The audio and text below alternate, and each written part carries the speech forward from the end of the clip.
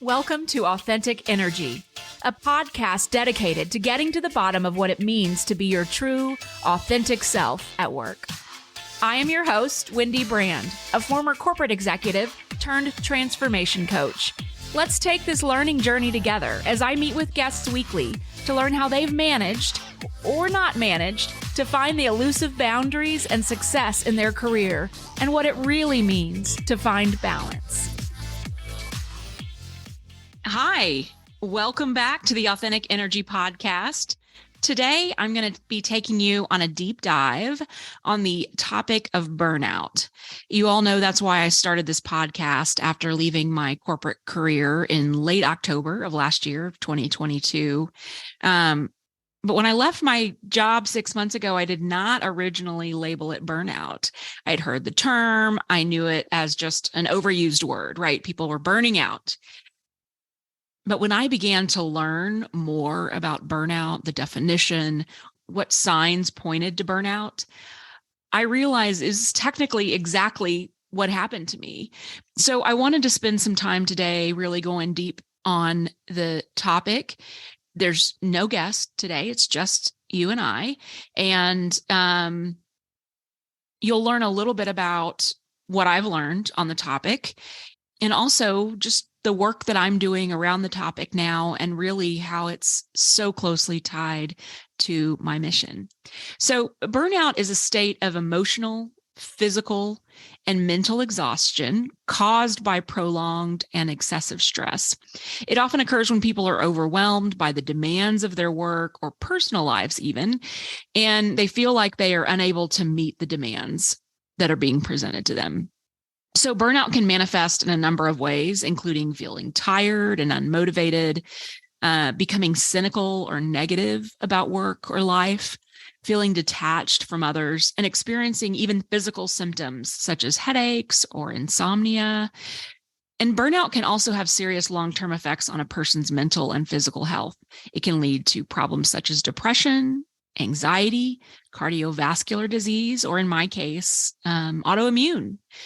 So my mission is simple. I want to provide individuals with tools they can use to find success in their career and either prevent burnout or begin to recover from it if they're already experiencing it. In addition, because it's a two-sided coin, this burnout, in addition, I want to help equip leaders and organizations with strategies to improve their work environment so that employees want to stay in their job if that's what they want to do, but to help leaders create an environment where employees are set up for success, really. And so why am I qualified to be leading and supporting this cause? Who am I, right? First of all, as you know, I've experienced burnout myself, and in talking to others through this podcast, through my coaching, through myself being coached, talking to a therapist, right? All the things. I've come to realize that the areas where I had gaps and areas that I now know if I would have addressed head on would not have become the issue that they did. So as one example, being a little more aware of what gives me energy so that I could begin to find ways to do more of those things that did give me energy. Because as I read in the definition, right, that feeling unmotivated, becoming cynical or negative about work, feeling detached from others, those were ways that I was feeling. In addition, right, I've spent the last 6 months in an amazing coaching certification program. It's called IPEC. If you want to check it out. But the concept is focused around energy levels, which I cannot wait to share with you in another episode. But it has taught me how to create a space to work with individuals one-on-one or in group settings and to help them become the best version of themselves. So a lot of work that I've done internally that I believe that can help me internally and externally that I believe can help me work with individuals. As for working with organizations, I really spent the last 6 years working with organizations to develop talent strategies that supported an employee experience that would offer a sense of belonging and achievement for employees. I have experienced firsthand organizations with phenomenal cultures. I watched as it was being established, as it was growing and thriving. And then I watched as it started to deteriorate. And I've also been a part of an organization that had a very toxic culture. I also now understand the areas that might have been a mismatch for me in working for some of the organizations that I worked for, where my values differed from their values. So I've learned a lot in the process. I believe that I have the corporate experience to work with organizations on their talent strategies, and now the coaching experience to work with individuals. So let's talk a little bit about burnout and its arch nemesis, authentic energy. So I'll tell you now that a lot of my research on burnout has come from Christina Maslach and Michael P. Leiter's book, The Burnout Challenge, that was just released in 2022. I actually bought it like probably December of last year, as I started to dig in and understand kind of what I had gone through. So their definition of burnout is the negative impact of the workplace trends that create an employee experience of crushing exhaustion, feelings of cynicism and alienation, and a sense of ineffectiveness. They state that $500 billion and 550 million work hours are lost annually. So that's $550 billion lost annually and 550 million work hours lost annually to on-the-job stress, much of it caused by dysfunctional work environments. So I want to share the analogy that they used in their book. They use the analogy of the canary in the coal mine. And so the canary was used in the 20th century, I think into like the early 1990s. That long, I mean, that short time ago, it seems like yesterday for me, maybe for some of you, it seems longer, but they would take the coal mines, they would take the canaries into the coal mines around the world to test the carbon monoxide and other toxic gases.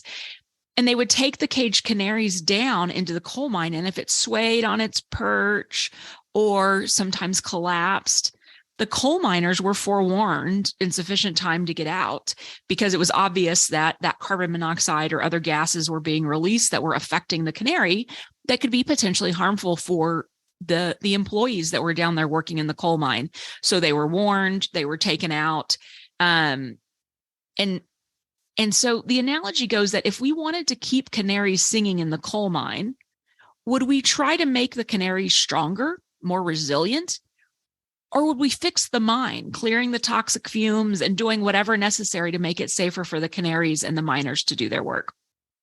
Well, obviously, the point was to make the coal mine safer for the workers. For some reason, though, today, we aren't paying as much attention to our corporate work environments. The reaction for so many years now to burnout has been that the person burned out. I burned out, right? I couldn't take it anymore. I was working too much. It's all about the person, and what they could have done differently, which has created a 1.5, one of the numbers I saw was 1.5 trillion with a T dollar self-care industry, right? But we're focused on the individual, and there are things that individuals can do. I've talked about in my podcast, the 3 levers in previous episodes, and I continue to prove those out and tweak them a little. But I believe there are things that an individual can do, but there are also things that an organization can do. And so let's talk about what organizations or leaders can do if they want to create an environment that would be less prone to individuals burning out. One of the main causes that they talk about in their book is the relationship between the individual and the work. So this is an important one because so often, and I mean, I know this has happened to me on several occasions, maybe every occasion, and I was hired for one thing and I ended up doing something different, sometimes completely different, sometimes a little bit related, but different than was originally explained to me. And not because the job description was poorly written, but because from the time that the position was posted to the time that I was hired, they needed something different. The business changed. There was an org change. I know I've had friends that have been hired by one person, and when they show up to the first day of work, they have a new leader, right? Things change. And the number of times I was asked to move from one role to another has just been insane. And it's not just in the tech industry, which I believe makes some sense because we're just moving so fast in the development of product, et cetera. But this also happened in an old retail chain, a 50-year-old retail chain that I worked for that I thought was just going to be this slow moving ship. And it was not. It was different. So my point here is that if there is a connection between burnout and the relationship between the individual and their job, and that relationship between the individual and the job is continuously changing, then no wonder so many employees are leaving the workspace. So the Burnout Challenge offers 6 areas that would create positive conditions for the employee relationship to the job. Number 1 is a sustainable workload. So for me, this probably was the tipping point for me. My scope of work continued to increase. I know this happens for a lot of people. This wasn't the situation with me, but for a lot of people, there's company layoffs and we got to still get the same amount of work done with less people. So their workload increases. And at some point, it just may not be sustainable. And so that workload balance is really important. Workload distribution and sustainable workload. Number 2 is ample choice and control. So if I am being told, I need you to go work over here in this department now. Oh, wait, now I need you to go work over here. Oh, wait, now I need you to go over here. And it's not within my control. That is going to cause, anyone's loss of control is a stress, can cause stress. Number 3 is gratifying recognition and rewards. Feeling like you're being rewarded for the work that you're doing is really important. Number 4, a supportive work community. So feeling that sense of belonging, feeling like you're being supported, that if you are asked to do more, that your leader has your back, or you're sharing the work among your team, that there's just that sense of community. Number 5 is norms of fairness, respect, and social justice. So if somebody believes that they are not being treated fairly or equitably, that they are being disrespected, that is going to be a cause for a stressor. And number 6 is well-aligned values and meaningful work. So feeling like your values align with the organization's and that you are really doing meaningful work. I think I've said this phrase a million times. It was one of the founders of an organization that I worked at coined this phrase, and it was really kind of a mantra within our organization. And that is that we all want to be valued members of a winning team on an inspiring mission, right? That's that meaningful work, feeling like what you do every day contributes to something greater. So I'll just read these back through again. So the 6 areas that would create positive conditions for an employee relationship to their job are: number 1, sustainable workload; number 2, ample choice and control; number 3, gratifying recognition and rewards; number 4, supportive work community; number 5, norms of fairness, respect, and social justice; and number 6, well-aligned values and meaningful work. So that's the organization.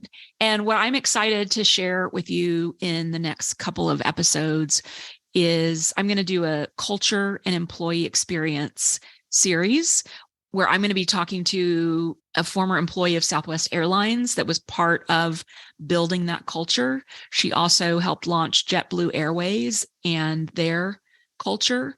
Then I have 2 phenomenal talent strategy leaders that have been building out strategies for over a decade.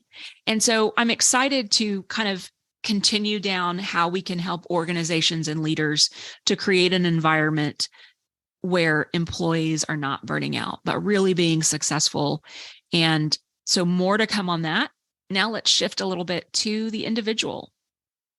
So I'll share with you a little bit about what the Burnout Challenge says about individuals preventing burnout. And then what I'm really excited to share is some of the offerings that I have and how they really tie to what these components are.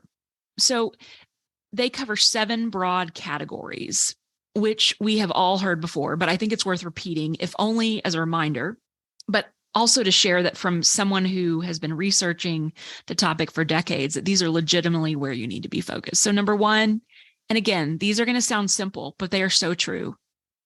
Number 1, stay healthy. So they talk about everything from eating healthy to exercise, drinking plenty of water, etc. And I know that for me, what I've learned about gut health over the last few years and the connection between the gut and the brain, I believe this is 100% true, that staying healthy really can help you prevent burnout, and it helps with chronic stress. Number 2 is getting enough sleep. So they suggest 7 to 8 hours of sleep in a 24-hour period, which includes naps, if that's something you're able to do. That was not something I was able to do when I was working in the corporate world. It's still not something that I do, but I do get 7 hours of sleep pretty regularly, and it makes a huge difference.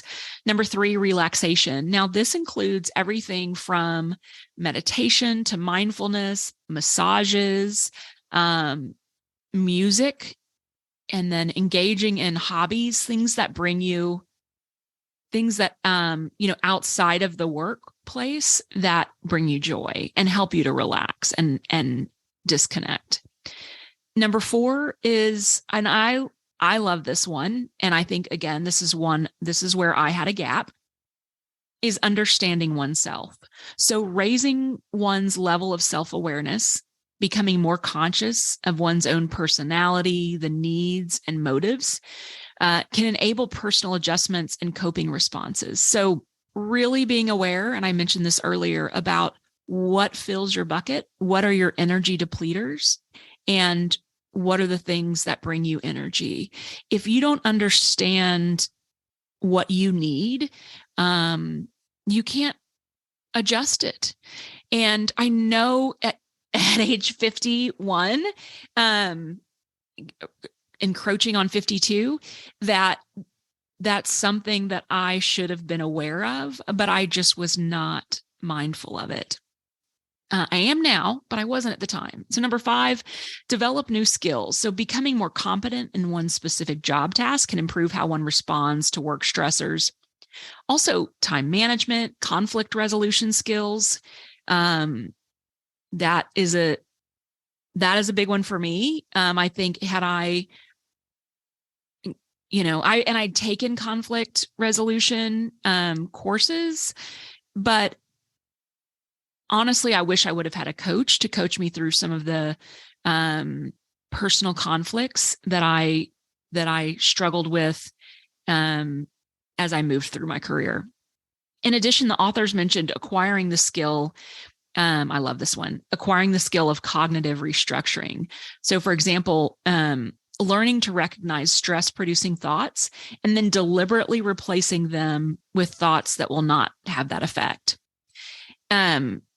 And what I love about this is that this is part of our Authentic Energy Retreat and our True You workshops, where we are learning how you can change how you respond to things, but it does take looking internally for maybe what some of your beliefs are that are creating certain thoughts, which cause particular behaviors and actions. So one area that I work with clients is to really build greater capacities to imagine new goals and next steps, interpret the meaning of others' behaviors, or really learning to share emotions more productively with colleagues. It can reduce tension and lead to better understanding of sources of frustration and success. Number 6, get away from the job. Take breaks from work, slow down one's pace of work, avoid overtime where you can, take mental health days, and when you go on vacation, actually enjoy a restful vacation. For more severe cases, or even not severe, right? But if you can, take a sabbatical if that's an option for you in the workplace, or if you need a leave of absence, or even arranging for a permanent reduction in hours may be necessary. And then also your non-work time. What are you using? How are you using that non-work time? Is it a restful time, or are there other things that are causing you stress in that non-work time? And then finally, number 7, get social support. So this is everything from support from your colleagues, guidance from supervisors, from your leaders, kindness and love from your family and friends. Your connections with your friends are also, kind of that comedic relief, that much needed source of humor, of optimism and encouragement when things get tough. So those are just some of the things that the book talked about for individuals to do. And so what I'm excited to share with you is some of the things that I'm making available to partner with you if you're interested. So as I've talked a little bit about, I have workshops coming up and retreats. And so these hit on several of those things that individuals can do. So first of all, stepping away from work. My 2-day workshop that's at my home in New Braunfels, Texas, and my 3 and 4-day retreats are all meant to be this space where you step away from work, put it out of your mind. We're going to do as little technology time as possible. We're going to have dedicated non-technology time where we are going to be focused to really do some introspection work and become aware.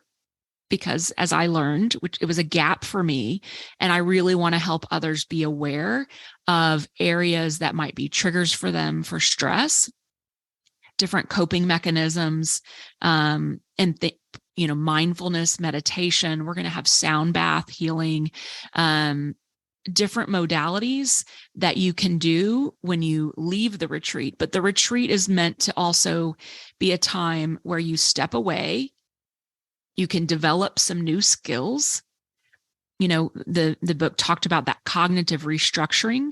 We're going to talk a lot about that, and learn how to do that, how to replace a belief, often a limiting belief, that is creating those negative thoughts and stressors. We're going to learn how to reprogram that. And so I'm sharing that with you just so you know that it's an option if you want to check that out.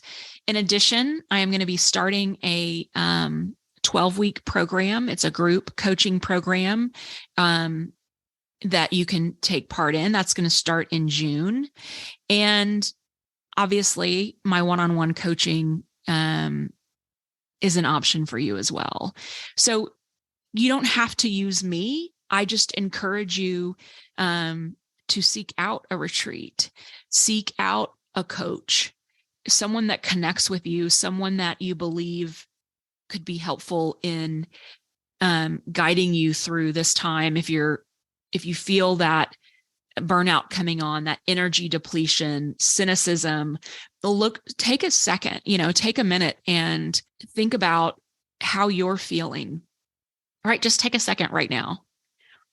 What are you feeling? Are you feeling stress? Are your shoulders tense?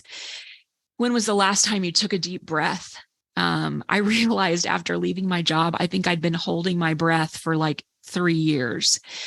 Like, when is the last time you took a deep breath? Do that. It's really important for your health. And if you want to know a little bit more about the authentic energy framework that we'll work through in our retreats and workshops, there's really it's this 3-step process. So the step 1 is looking at your values, talent, and vision. And those are the 3 levers that I've talked about previously. I've renamed them to be a little more succinct, and hopefully resonate a little more. But if you are in touch with what your values are, understand your own personal talent, the skills and strengths that you have, and your vision for what you want out of life, where you see yourself, really what your definition of success is. If your values, your talent, and your vision are aligned with your work, you are less likely to burn out. So step 1 is really identifying your values, your talent, and setting your vision is kind of the first step of what we'll work on. Step 2 is removing the blockers. So you have this vision, you know who you want to become, what you want out of life, what you want to achieve, what your values are, what you bring to the table. So what's stopping you? So if we take a look at the narrative that's been created by our environment, really what is our belief system and what we've reinforced for ourselves, we uncover our limiting beliefs that may be blocking us, and we gain awareness of our energy levels. So this is where we'll talk about the different levels of energy and your limiting beliefs. And step 3 is being versus doing. So instead of talking about what you want to do in order to achieve that vision, while that's important, and we do talk about goal setting and we do some of James Clear's atomic goals, we also talk about how can you be in order to become who you want to be. So that's just a kind of our 3-step process, a little sneak peek into the curriculum for, it will be part of the 12-week program that I'll release here in June. It's a part of the workshops that we do and the retreats. The longer the length of time that we spend together, the more kind of relaxation and modalities I get to work in. So those retreats are where we're going to spend a lot more time with the sound bath, with the little meditation and mindfulness, a lot of journaling. In the workshops, there'll be some of that. We do have a kind of forest bathing, Texas Hill Country style, where we'll walk around our 65 acres of land out in the Texas Hill Country and just reconnect with nature, because that's so good for our nervous system. And then the online 12-week group coaching program, it's really just walking through each of these 3 steps. I'll be your guide. There'll be some one-on-one coaching available in the group setting. And it also is a community builder. So it will be a cohort working together these 12 weeks with live calls with me every week doing the group coaching. But we'll also have breakout sessions where you break into small groups and work with others that are in the same situation as you, either preventing burnout or moving through it or recovering from it. So I hope that you will join us in one of these areas. If you can't, reach out to me at wendybrandcoaching.com and we'll get you signed up to just start receiving some of our free content, because there's plenty of that available. As always, we have the podcast. As I mentioned, I'm about to kick off the Culture and Employee Experience series. I think that will be, it'll be 2 to 3, at least 2 to 3 episodes where we'll really break down how to build a strong employee experience, whether you are in HR or you're a leader or you just want to help your organization create a better culture. I hope you'll listen in to those episodes. That's it for this episode. Thank you so much for being here. Thank you so much for listening. I really appreciate you. I hope that you'll reach out if you have feedback, anything you want to hear more about, less about. I'm always open to feedback. Thank you so much.